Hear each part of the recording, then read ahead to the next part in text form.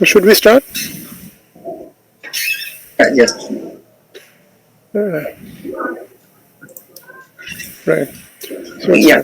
Good evening, everybody. Welcome to this evening episode of Pursue, and this is Pursue 12A, and we are starting respiratory pathology, and we are streaming live from Tata Memorial Hospital, Mumbai via Kolkata, and the topic for the day is grossing of lung specimen, and who better than Dr. Rajiv Kumar Kaushal, who is an MD from Tata Memorial Hospital, a professor in the Department of Pathology at TMH Mumbai, to talk on that. But before I ask Dr. Kaushal to take over, let me just introduce him to all of you. He's a very well-known person in the Department of Pathology and on the national and the international forum. Dr. Rajiv Kumar Kaushal is a professor in the Department of TMH Mumbai. He's received his medical degree from Grant Medical College, Mumbai, and completed his residency training in pathology at TMH Mumbai. Subsequently, he joined PGI Chandigarh and worked there for 3 years as a senior resident. He joined Tata Memorial Hospital again as an assistant professor, and now he is right now as a professor in the Department of Pathology. His area of interest is thoracic, gastrointestinal, oncopathology, molecular pathology, and digital pathology. Mayo Clinic has awarded him the Geraldine C. Zeeler's Fellowship to participate in Mayo Clinic Visiting Clinical Program at Arizona, USA for training in pulmonary pathology. He is a recipient of the Terry Fox Grant. In addition to routine diagnostic work, he looks after administrative responsibility of establishing the digital pathology network across various centers of Tata Medical Center.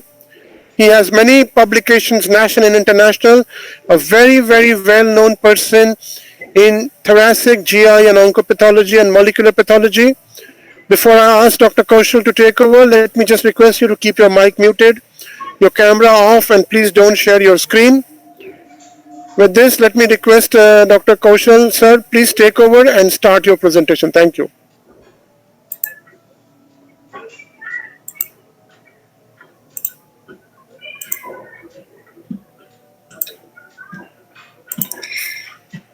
Thank you, Dr. Nadeem, for the kind introduction. And so today we are going to start with the new session that is on the respiratory pathology, and I'm going to talk the first talk on this topic, that is on the grossing of the lung specimen. Before I actually go to the grossing of the lung specimen, just to brief all the residents, there are some few fundamentals of the grossing. That includes proper orientation of the specimen, taking the proper measurements of both the specimen as well as the lesion, identify the lesion and ink the surgical margin and sample adequately the lesion as the tumor along with the normal surfaces and assess the margin. So these are the common basic which comes for the grossing of any specimen. And why we need a meticulous grossing? Because one and the foremost important thing, it is confirms that the diagnosis which is offered preoperatively on the biopsy. Especially it is very much relevant in cases of the malignant cases where as a pathologist plays a vital role because they have to offer a TNM staging and also comment on other adverse prognostic factors which guides the further treatment of the patient. And in addition, now coming many therapies are coming into the play. Like many of the patients, they receive neoadjuvant therapy, and as a pathologist, we have to give the information about the response assessment. So with this background, I go to the topic of today, that is the grossing of the lung. So before grossing of any specimen, we have to orient ourselves with the normal surgical anatomy of that particular organ.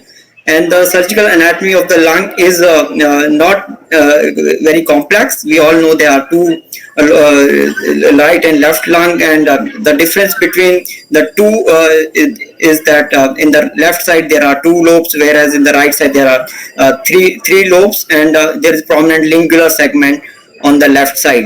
So if you have a pneumonectomy specimens, then orientation is usually not a problem, but when we gross these specimens, we have to keep these 5 basic components in mind, around which the whole the grossing or any lesion of the lung move around. That is airways.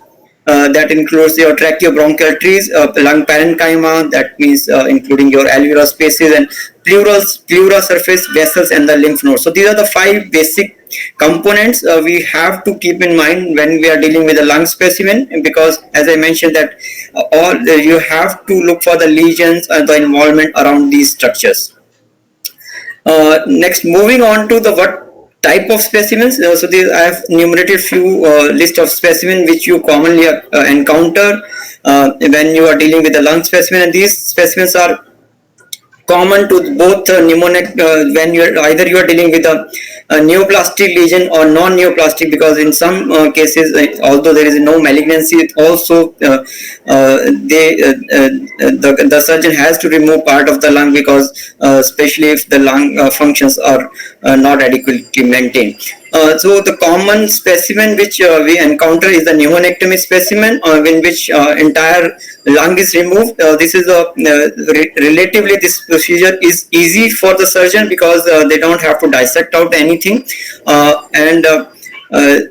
but if you see the further course of life of the patient, then the patient who underwent pneumonectomy, the post-operative course is not that good, because they have to depend only on the one lung. So with that, the conservative surgeries came into the play, and now most of the times we, and especially in our center, we come across other surgeries like lobectomy, which one lobe is removed, sleeve lobectomy, wedge resection, segmentectomy, and en bloc resections are done only when there is an extensive disease which might involve the chest wall or the adjacent structure. So we have to keep in the mind what is the specimen type. Before, another important thing, after you notice which type of specimen, we have to go to the clinical details, including the site of specimen and the type of the surgery which is done. Always check the radiological details, because they play a very crucial part when you are dealing or grossing the lung specimen. It's because radiological information gives very important information about the location of the lesion, if there are single lesion or multiple lesions. Like new modality like PET-CT, they give very good information about the lymph node status, even pre-operatively, and about the adjacent lung. So why these things are important? Because if you are already aware of the radiological information, you do your grossing very meticulously, and you especially pay the attentions to about these features. Another important thing, we have to, if there is any history of neoadjuvant therapy, that should be conveyed to the pathologist, because now post neoadjuvant therapy specimens, they need to be dealt separately. So as I stressed earlier, that you have to make a good relationship with your radiologist, and keep on asking them about the the imaging findings, if you are in any diagnostic dilemma about the while grossing of these lesions, and you should not refrain from calling radiologists, calling surgeons to the grossing room if you have any diagnostic dilemma. Just to give you a few examples or show you the radiology, because how it plays, as we can see, there is a large lesion in the in the lung, but at the same time there are another lesions which can be seen as this pointed here. So why the information about these lesions are important? Because it changes the stage of the disease, and if as a pathologist we miss this lesion, we're going to do injustice to the patient. And there can be some circumstances, although you have received a very large lobectomy or a pneumonectomy specimen, but you find it very difficult to localize the lesion. Like in this case, there is a very small lesion which is grossly very difficult to appreciate, but if you check with the imaging findings and then go back to the specimen, then it becomes very easy for us. As I mentioned in my first slide, that first and foremost, first step is to orient the specimen properly, and when dealing with the lung specimen, we should try to orient in such a way that we are able to correlate it with the imaging or radiology findings. So that's why I have stressed, so that many times we see a very detailed report on the radiology that this tumor is infiltrating all these structures. So if you orient the specimen properly, so those orientation and the correlation with the radiological findings can be easily make out. And always try to photograph the specimen, because it helps in us in the future. After you did orient the specimen, the first step is to examine the specimen in the fresh state externally. Care should be given to the two most important thing, to the pleural surface, pleural aspect of the lung, and to the bronchus or the vascular margin. So if you find anything abnormal on those in those aspects, we have to record it. I'll come to those details eventually. The first, then, as for any specimen, first step is to properly fix the lung, because if you don't fix the lung properly, you will see a lot of autolysis, because the lung, although it is a very spongy organ, there is a lot of blood and also inside it, and the autolysis happens very promptly, especially in the lung, if you don't fix it properly. So there are some how to fix the lung as compared to other specimens. Now it is recommended the perfusion method is very good for fixation of the lung specimens. That means you should not cut open the lung, but try to instill the formalin from the bronchus or the bronchioles. So for which what is done is a large syringe is taken, and through that the formalin is infused into the lung. And if there are small specimens, even you can inject some formalin through the pleural aspect, and these specimens should be kept in the formalin for minimum of 24 hours. Always use 10% buffer formalin. I'll just show you a video. Before grossing the lung specimens, they should be distended with formalin. This can be achieved by instilling formalin via the bronchus. One can either do this using a flexible tube with a reservoir or a large volume syringe with a wide nozzle, as you see me doing it. In segmentectomy specimens, the lung is inflated by injecting formalin through the pleural surface using a needle and syringe.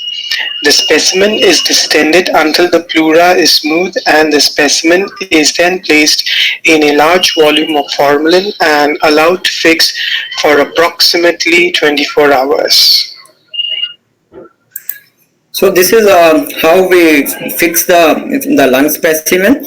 Now, after the specimen is fixed, the next is to dissect the specimen, and the aim of dissection, and when we are dealing with the lung specimen, is such, it should be such that it expose the lesion in such a way that orientation with the surrounding structure should be maintained.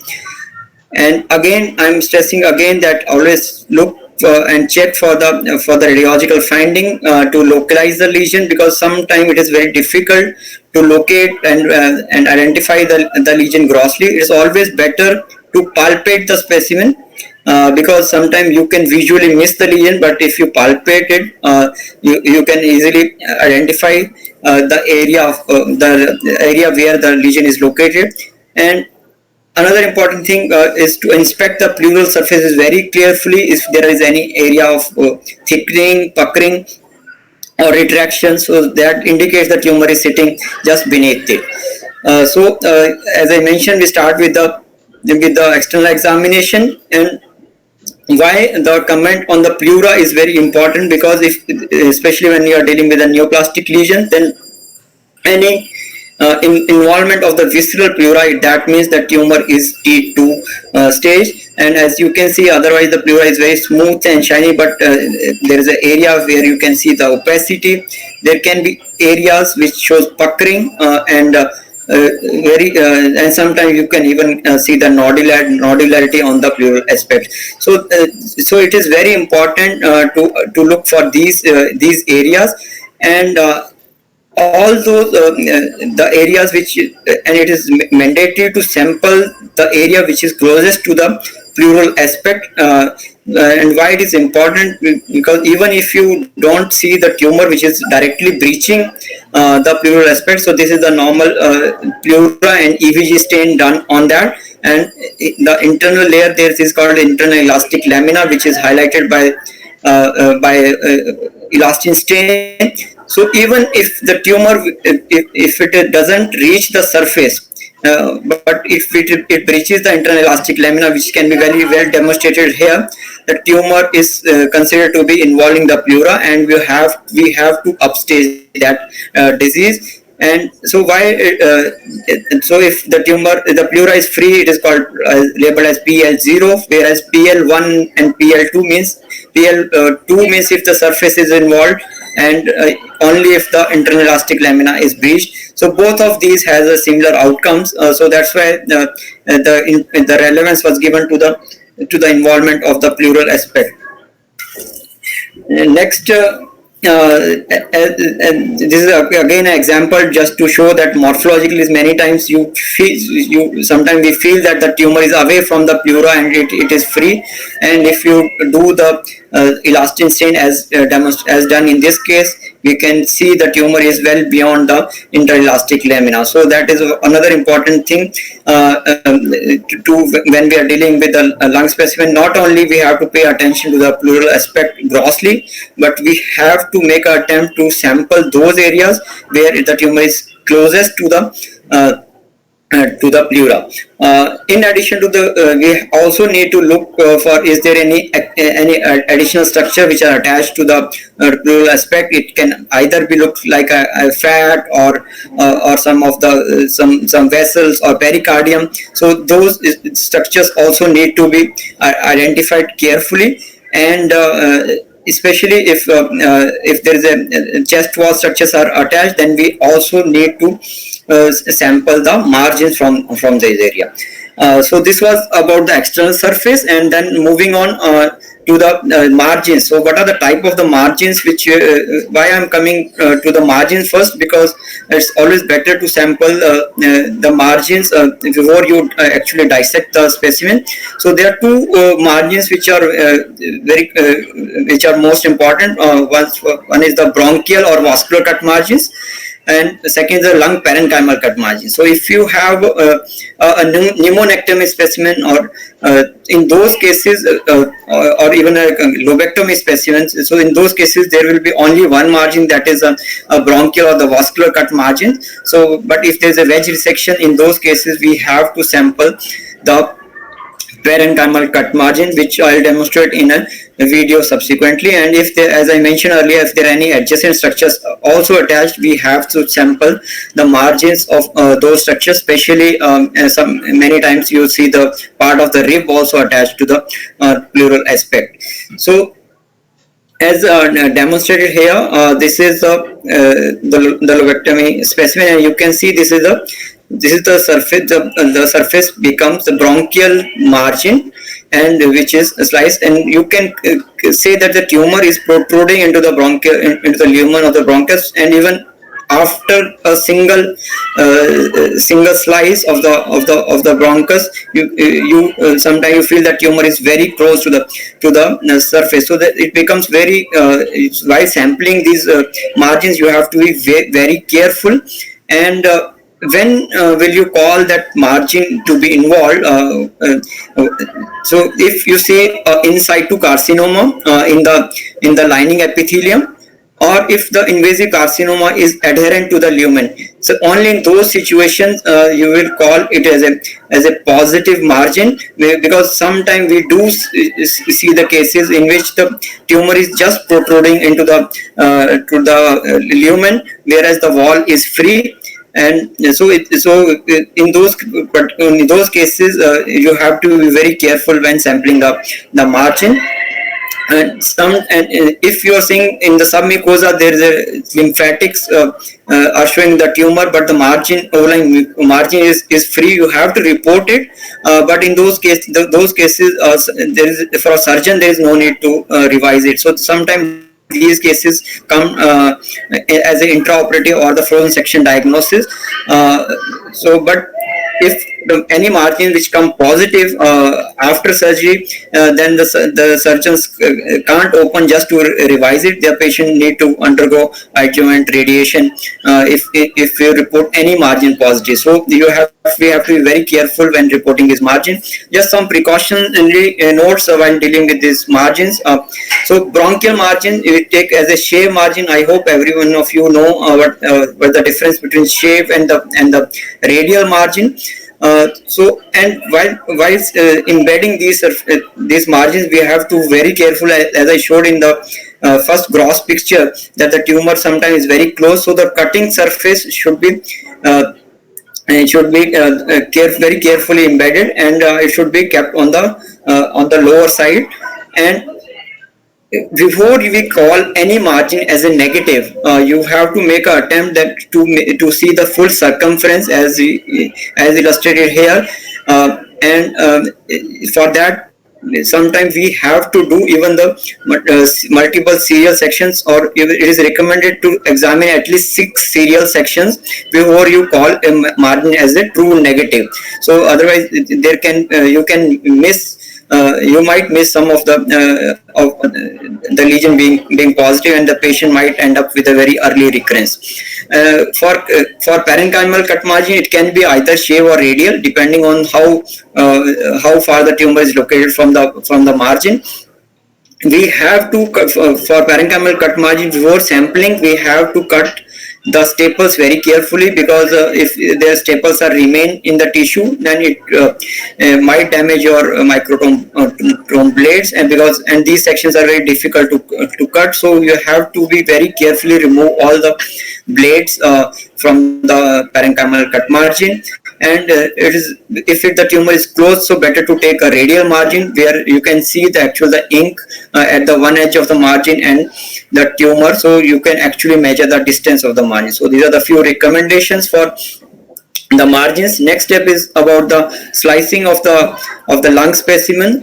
So there are you can cut open the lung in many ways, and it all depends on the type of the specimen, the suspected nature of the lesion, and its location. So it is not mandatory you have to cut it always transversely or along the airway. So depending on here you can see this in this cartoon, it is showing that specimen is open along the airways. So this is very good if the tumor is centrally located and close to the airways, in which you can well demonstrate the relationship of the tumor along to the airways.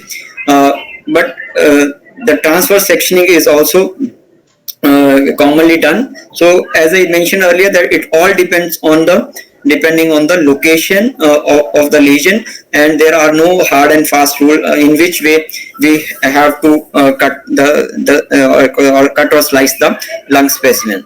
So the next step is when we are slicing the lung specimen, we have to make attempt first to, after you localize the lesion, to make give a multiple serial slices from top to bottom of the specimen, and spread them as is illustrated in this photograph. And after that, you have to examine each and every slice very carefully, because there can be very small subtle lesions or the nodules which you are likely to miss. So in this way, in this fashion, the orientation with the radiological details can be very well appreciated. And now we can, from after you spread this like this, we can very well appreciate that from slice 8 to 12, they contain a definitive lesion.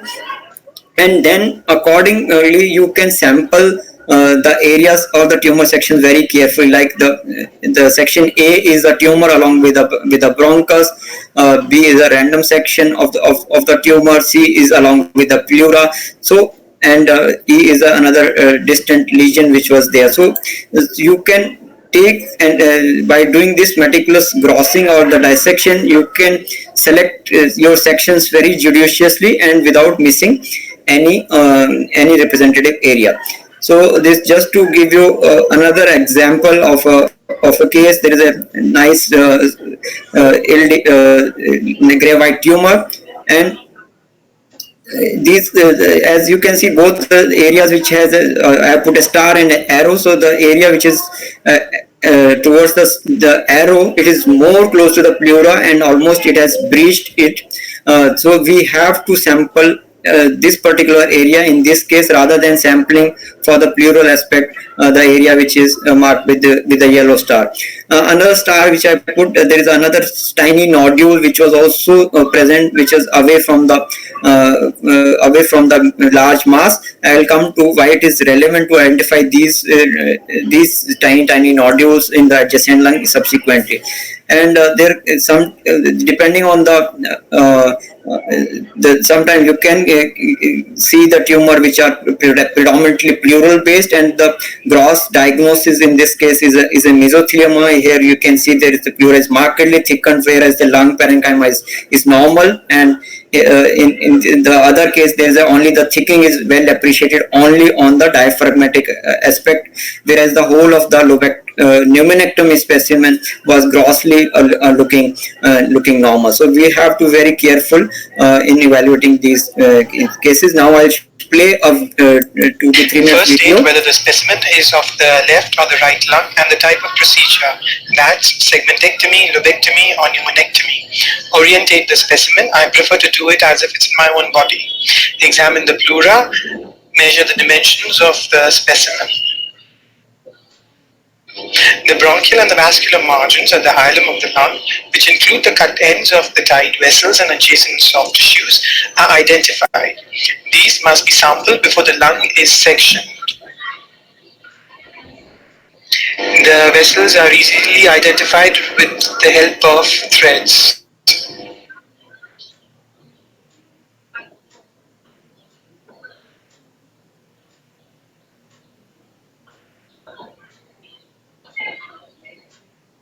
The parenchymal cut margin is stapled and the staples have to be removed. You need to do this because the staples cannot be cut. Once this is done, the area is painted. The paint is fixed with 2% acetic acid, or it is allowed to dry. The location of the tumor is palpated and the tumor is either sectioned along major airways or multiple transverse sections or sagittal sections made to transect and expose the tumor according to the preference of examining pathologist. In this case, I have cut the lung along the major airways. Give the location of the tumor, the size of the tumor, and the appearance and consistency of the tumor. Measure the distance from the bronchovascular cut margin, the parenchymal cut margin. Take the parenchymal cut margin. One needs to take at least 4 sections of the tumor. In this case, I have included the hilar structures with a section of the tumor. Also include part of normal lung with the tumor.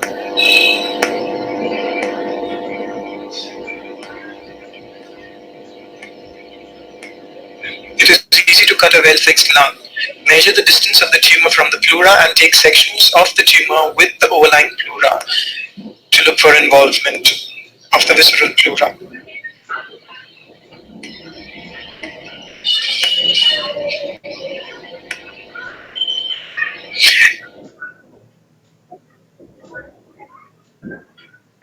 They also examine the surrounding lung and take at least one block if it looks normal, more if there is any obvious abnormality.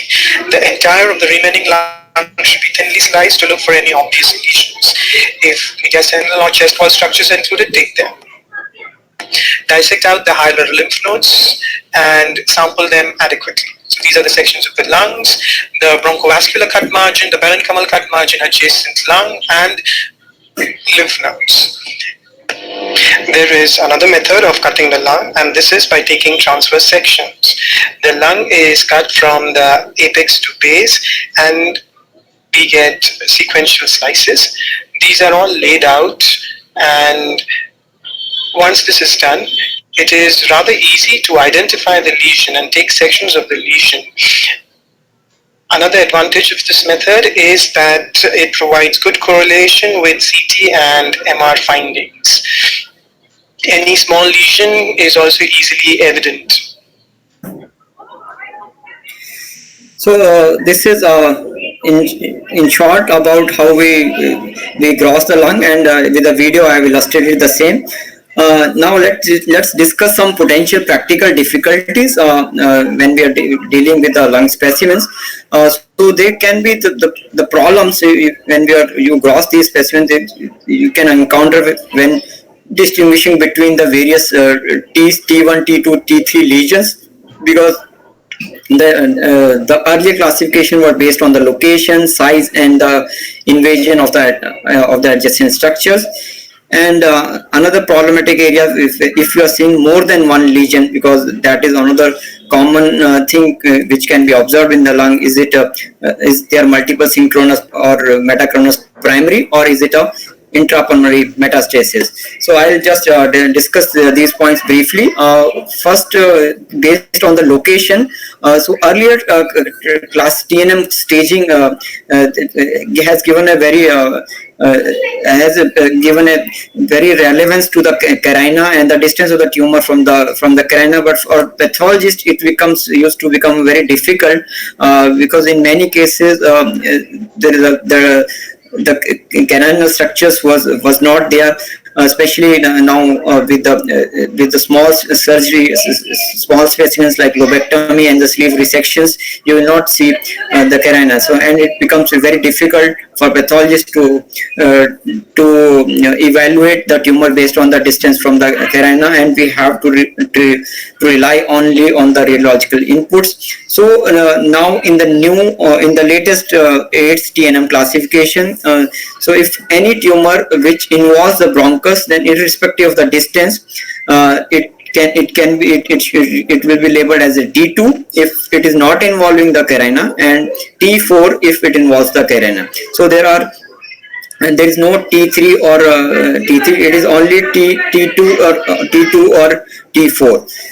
Next important thing is about the size of the tumor, because the T staging is based only mainly on the size of the tumor, and with increased screening in the lung cancers, every centimeter counts. So we have to be very judicious while evaluating the size of the tumor. So first and foremost important question arises how or and when to measure the tumor, because we don't open the specimens and put it in the formalin, and formalin might shrink the specimen. So but it is recommended now that the perfusion fixation, it causes very less shrinkage as compared to if you slice the specimen and fix it. So although there is a small reduction in the T size, but with perfusion method it is less, and always it's better to correlate that size with the radiology. Another problematic areas when we evaluate the size is because certain tumors like which has a subsolid lesions, in those cases the gross, it is very many times it is difficult to assess the gross size exactly, because these tumors like the tumor which are lipidic predominant or mucinous adenocarcinoma, they have very they have least stromal response. So grossly, it is difficult for a person to evaluate the gross size precisely.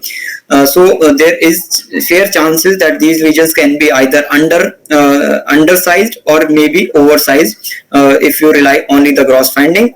There are certain conditions which like tuberculosis, which is very rampant in India. There can be extensive peritumoral reactions, and in those cases you might overcall the exact tumor size and upstage the disease.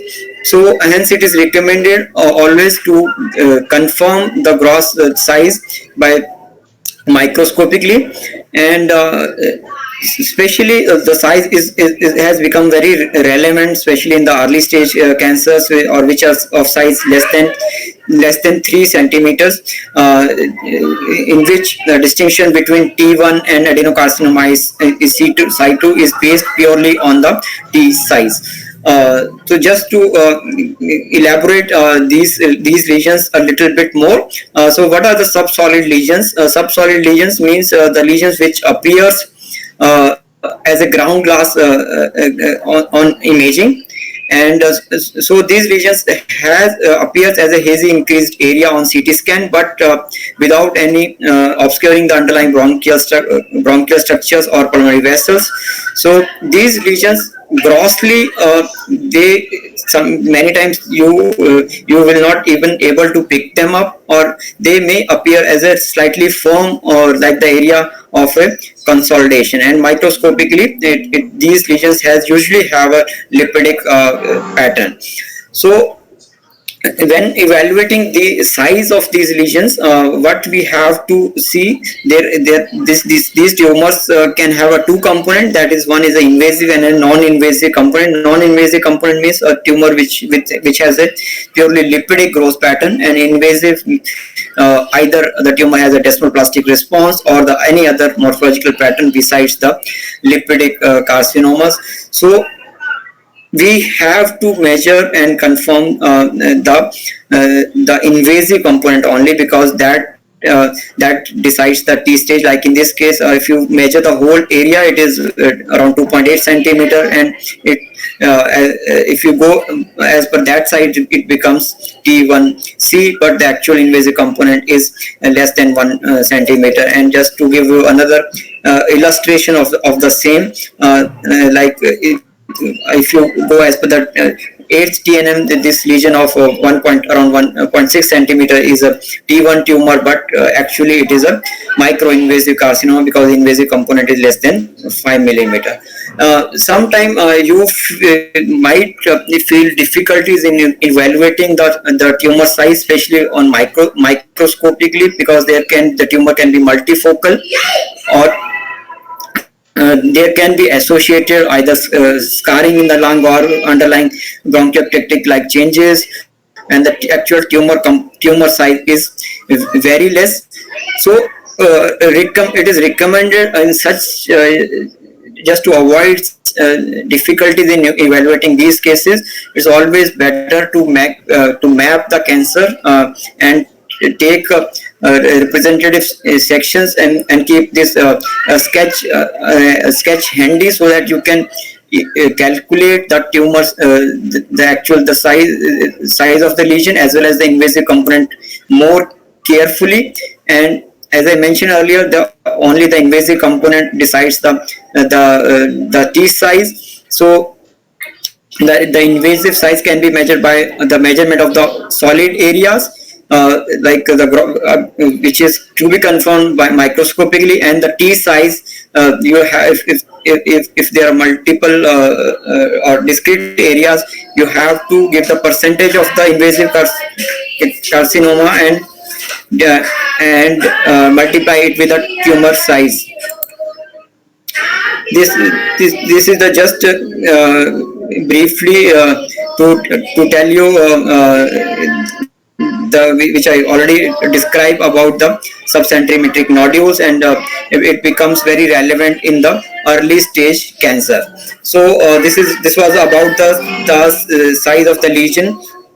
And the next thing is about the adjacent look to always we need to look for the adjacent lung, and why it is relevant to look, because there can be either separate primaries or solid nodules, and there might be atelectasis of this. So if you have a multiple nodules in the lung, it is very important to identify them. And why it is relevant? Because it might change the stage of the disease. So if you find the nodules in the same lobe as illustrated here, it becomes a T3, it is a T3 disease. But if it is in another lobe, so that it upstages the disease to T4. And if the lesion is in the opposite lung, then it becomes a metastatic or M1 disease. So hence it is very important to identify whether these lesions are either intrapulmonary metastasis or a second primary. So how to do it? It is difficult to evaluate that on gross examination, and we should not make a comment based purely on the gross examination. We have to see the microscopy of these cases very carefully. So just to show how to do it, if the morphologically the two tumors they are of different morphology, that means you are dealing with the two tumors, not a single tumor, and we have to stage them both the lesions separately. But if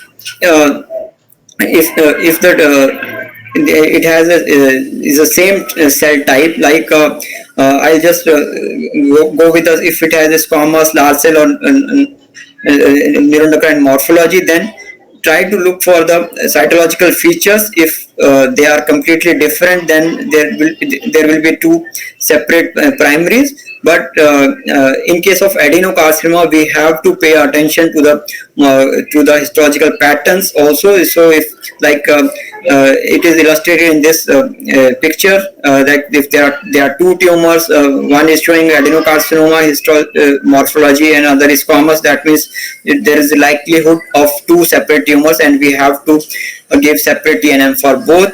Another example where there are two tumors and both are showing same morphology.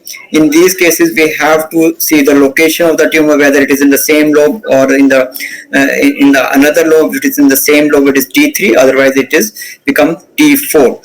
So this is the way we can predict that either we are dealing with the intrapulmonary metastasis or there are separate primaries. But now their recommendations are going for more for if you encounter such issues, it's better to do the genomic profiling separately for both the tumors, because the genomic profile of the two tumors might be different.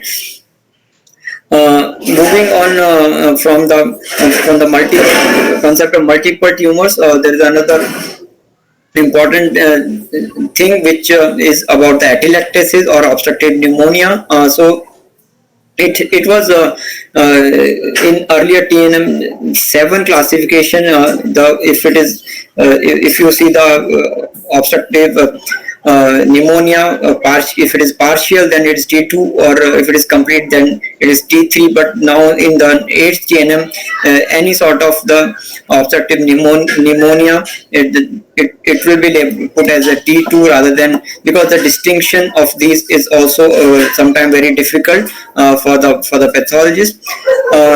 Now moving ahead, as I mentioned earlier, many of the patients, they receive neoadjuvant therapy, and after the therapy, the patient many times become amenable for the surgical resections, and in these cases the various histological features you can encounter right from the complete necrosis to the inflammation or degenerative tumor cells and the fibrosis. So how to evaluate these cases is also a matter of debate, because in this situation this limited sampling will not help. So earlier there are some recommendations where they are to take one section from the largest diameter and evaluate for the presence of viable tumor cells, necrosis, and stromal response. But recently, the International Association of Study of Lung Cancer has come up with the recommendation and guidelines to how to process these specimens, because many times many times they decide for the outcome of these expensive therapies. So as per the recommendations, there are two cutoffs where if the viable tumor is less than 10%, then that is labeled as a major pathological response, and if you don't see any complete loss of viable tumor cells, that is called as a complete pathological response. And how to do it. So rather than going for individual sections or a slide, it is now recommended to evaluate the tumor bed, in which we see the three components: viable tumor, necrosis, and stroma. And the residual tumor is given as a percentage of viable tumor divided by the tumor bed. So it is not only we have to see the viable tumor cells when evaluating the percentage. We have to make an attempt that you are evaluating the complete tumor bed. And how it is done. It is recommended to take slice the tumor at multiple levels, and the largest area it should be completely sampled as illustrated in these pictures. You have to do the extensive sampling, and along with that a thorough we have to map these areas so that you can actually see in which particular area the tumor is viable. So the recommendations, especially when you are dealing with the post-treated specimens, so if this lesion is grossly, if it is small, less than 3 centimeter, it should be entirely submitted. If it is larger than 3 centimeter, then every point the section should be taken at every point 5 centimeter. And as I showed in the previous pictures, so these should be mapped properly so that the corresponding blocks can be superimposed and proper correlation can be made out. In addition to the sampling of the tumor, periphery should also include at least 1 centimeter of the surrounding non-neoplastic lung parenchyma. That means you have to not only sample the grossly visible tumor but also the edge of the tumor, and if you are not able to make out anything, in those particular cases we have to submit the area which shows fibrosis or for any firm areas, those has to be sampled. So this is the new thing which is this paper also came last year only. So all the cases which have received any sort of therapy, we have to do meticulous and gross examination, including the sampling as earlier used to be done for the cases of post therapy osteosarcomas or the bone tumors. And sometimes it becomes difficult also to evaluate the exact size. So in this situation, if there are multiple foci as illustrated here, in those cases the percentage of viable cell, if we divide by the total tumor bed size, it might give the total exact tumor size, and hence we can stage these lesions more precisely rather than giving a rough estimate. So major pathological response or a complete response, it acts as a surrogate endpoint for the survival in many clinical trials. So it becomes a responsibility of a pathologist to evaluate these things very more carefully, and although it take for this we have to do extensive sampling and increase the cost on the lab, but if you have to give a precise report, we have to sample them more carefully. So this was about the lung specimen. Moving on to the lymph nodes. Lymph nodes, they has to be sampled and section as per the IASLC nodal atlas, and all stations need to be sampled and processed separately. You should not mix the nodes together, and so these are the various stations which for which you receive the lymph nodes, and according to these lymph node stations involvement, the disease is staged as N1, N2, or N3. And any node, and many times we do get these nodes as fragmented, so the number of positive nodes doesn't matter, so stations matter. And if there any node which is less than 0.5 centimeter, it should be bisected, but if it is more larger than that, so it is recommended to serially slice them and embed the whole node. So any node which is larger than 0.5 centimeter, it should be serially sliced, and each and every bit should be evaluated properly. So to summarize, these are the various sections which we have to take when we are grossing the lung specimens. Take sections of the tumor along with the hilum, along with the pleura, and with the airways. For adequacy of the various margins, we have to sample the vascular, bronchial, and parenchymal cut margin. All lymph nodes which are sent separately, which have those need to be sampled and blocked separately. Attempt has to be made to look for any lymph nodes in the hilum. And from the adjacent lung, if take minimum 2 sections, but if you see any additional pathology like satellite nodule or consolidation, those need to be sampled. And this is just to summarize the changes which happened in the from 7th to 8th TNM as compared to the 7th TNM. Now the lesions which are less than 3 centimeter, they are further subdivided to T1A, B, and C. And in T2 lesions, earlier the cutoff was up to 5 to 7 centimeter, which has now, if any tumor which is more than 5 centimeter, it becomes a T3 lesion, and any lesion which is more than 7 centimeter is now a T4 tumor. And as I mentioned earlier, also the distance from the carina is not is changed, and any tumor which is involving the bronchus, irrespective of the distance from the carina, is T2, and if it involves the carina, then only it becomes T4. And invasion of the diaphragm, earlier it was a T3 lesion, now it becomes T4. So it's sometimes it's become difficult to remember all these, and it's better to keep this photograph put in your lab, so that you can easily remember and where to put these lesions based on the gross as well as the microscopic findings.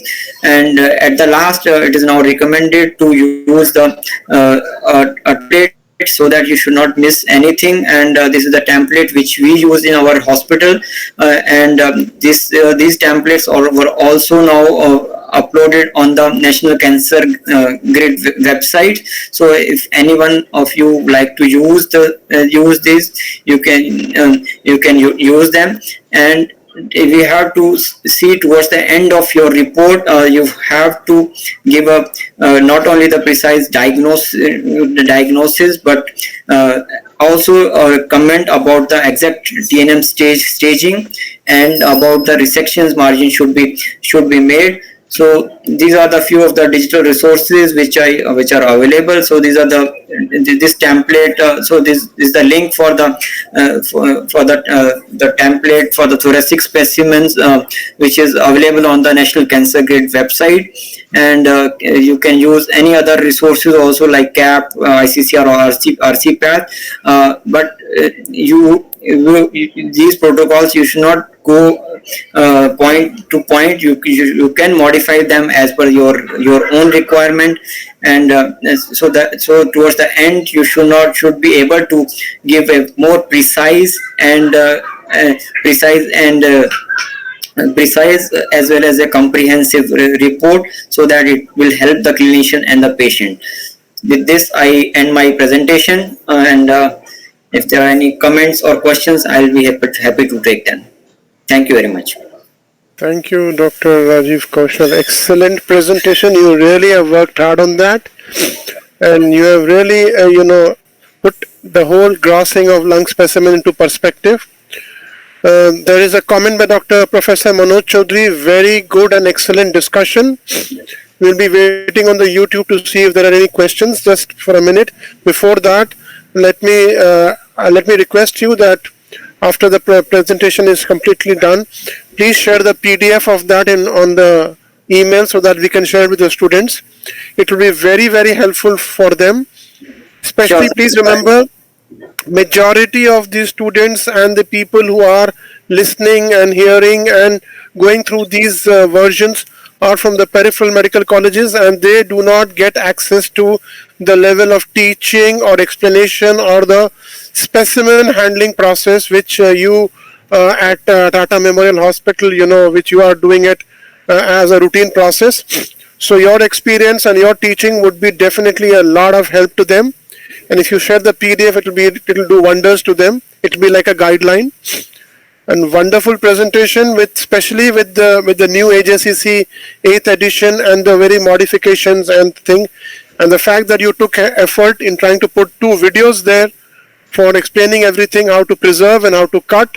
Wonderfully done. It's very, very well done. Let me see if there are any questions on the YouTube. In the meantime, you can comment. Yeah, thanks a lot for your comments and appreciation. And I agree that the lung specimens, although they are not very common specimens, and because these surgeries need a very good setup, not only of the thoracic surgeon, but very good post operative care. So, but now, as many oncosurgeons are getting trained, so many peripheral centers, you will see these specimens more frequently in the coming years, and especially now with the coming more targeted therapies and immunotherapies, which might shrink the